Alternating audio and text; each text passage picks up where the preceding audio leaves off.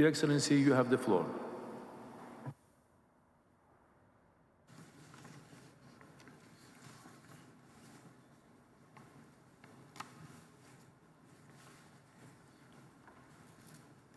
Monsieur le secrétaire général de l'Organisation des Nations Unies, Monsieur le président de la conférence des partis, Monsieur le secrétaire exécutif de la conférence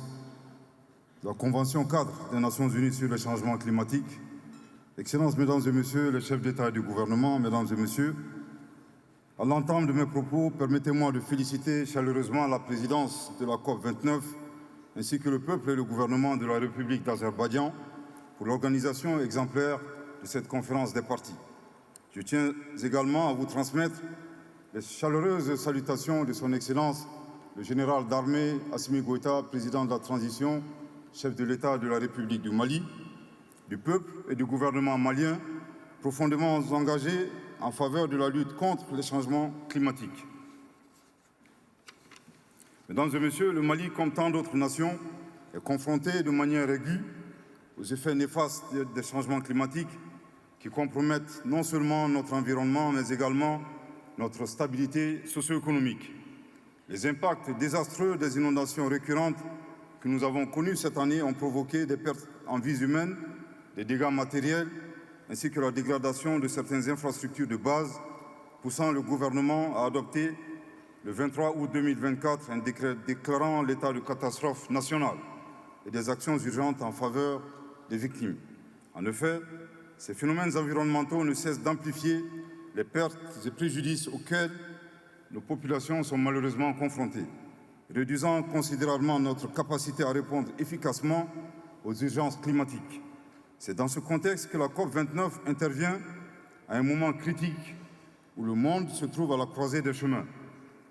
Plus que jamais, il est impératif de traduire les nombreuses promesses des sommets mondiaux en actions concrètes et bénéfiques pour les populations.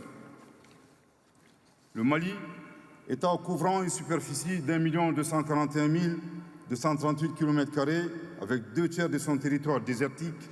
subit durement les effets du réchauffement climatique, notamment la perturbation des cycles pluviométriques, la fréquence récurrente des poches de sécheresse réduisant ainsi les rendements agricoles, qui à son tour aggravent l'insécurité alimentaire. En effet, mon pays, le Mali, est engagé dans un processus de transition dont la justification et le substrat reposent sur la nécessaire refondation de l'État, afin de répondre durablement aux aspirations profondes et légitimes de notre peuple, notamment en matière de restauration de la sécurité, de préservation de la paix, de cohésion nationale, de souveraineté, d'unité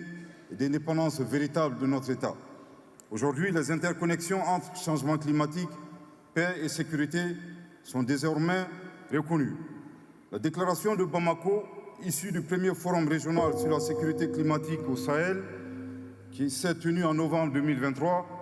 reflète notre engagement à intégrer pleinement ces enjeux dans les politiques de sécurité et de développement. Mesdames et Messieurs, en tout état de cause, bien qu'étant un pays à faible contribution aux émissions mondiales de gaz à effet de serre, le Mali est résolu à jouer pleinement son rôle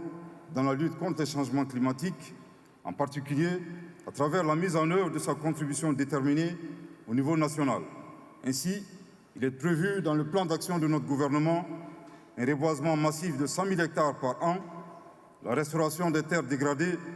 l'aménagement de 150 000 hectares de superficie forestière et de 100 000 hectares sous pratique de gestion durable du paysage, la réhabilitation des fleuves Niger et Sénégal, ainsi que la réalisation de 4 centrales photovoltaïques pour une capacité de 400 MW en 2024. Ces derniers investissements permettront d'augmenter de plus de 10% la part des énergies renouvelables de notre mix énergétique à l'horizon 2030. En outre, dans le cadre de la poursuite des œuvres sociales initiées par son Excellence le général d'armée Assimi Goïta, président de la transition chef de l'État, 402 forages ont été réalisés au bénéfice des populations vulnérables. Mesdames et Messieurs, c'est le lieu également de rappeler que depuis le sommet de l'Alliance des États du Sahel, AES, tenu à Niamey le 6 juillet 2024, le Burkina, le Mali et le Niger ont décidé souverainement de transformer l'AES en Confédération des États du Sahel, dont la présidence pour la première année a été confiée au Mali. Leurs Excellences le capitaine Ibrahim Traoré, président du Faso, chef de l'État du Burkina, le général d'armée Assimi Goïta, président de la transition, chef de l'État de la République du Mali, le général de brigade Abdourahmane Tiani, président du Conseil national pour la sauvegarde de la patrie, chef de l'État du Niger, père fondateur de cette confédération censée évoluer vers une fédération, ont centré leurs efforts sur 3 axes, à savoir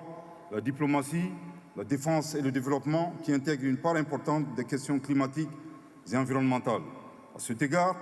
dans le cadre de la présidence malienne de la Confédération AES,